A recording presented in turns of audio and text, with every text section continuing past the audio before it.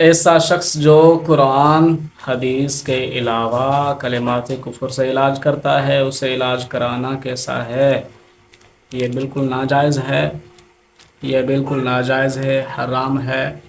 کیونکہ جو شخص قرآن اور احادیث سے ماورا، جو شخص کوئی دوسرے کلمات پڑھتا ہے تو پتہ نہیں کیا پڑھتا ہے، وہ تو آپ کے خدا اور رسول برحق صلی اللہ علیہ وسلم کے خلاف کلمات پڑھ سکتا ہے، اور بسا اوقات تو ایسے کلمات ہوتے ہیں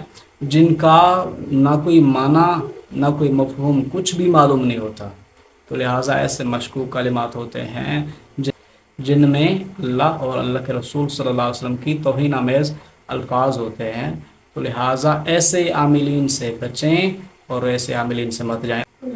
اور اگر عامل ہندو ہے پھر تو کبھی مت جائیں، کیونکہ وہ آپ کے قرآن اور احادیث سے تو نہیں پڑھے گا نا، وہ تو پتہ نہیں کون سے شرکیہ کلمات پڑھے گا جس میں وہ اپنے بتوں سے مدد مانگے گا، اور آپ کے خدا اور رسول اکرم صلی اللہ علیہ وسلم کے یہ نعوذ باللہ توہین آمیز الفاظ بھی کہہ سکتا ہے، پتہ نہیں کیا کیا کہہ سکتا ہے جو ہے نا ان سے مدد مانگنے کے لیے۔ تو اس لیے عاملین حضرات سے بچیں، ان سے علاج نہ کروائیں۔ البتہ جو شخص قرآن اور احادیث سے منقول شدہ دعائیں جو بھی ہیں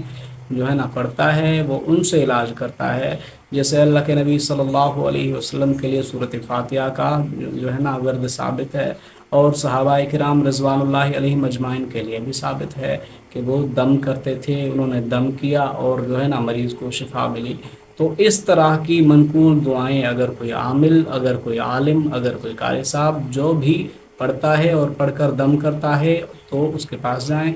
وگرنہ جو مشکوک عامل ہو یا کوئی بھی بندہ ہو، آپ کو اعتماد نہیں ہے کہ پتہ نہیں کیا پڑے گا، اس کے پاس ہرگز مت جائیں۔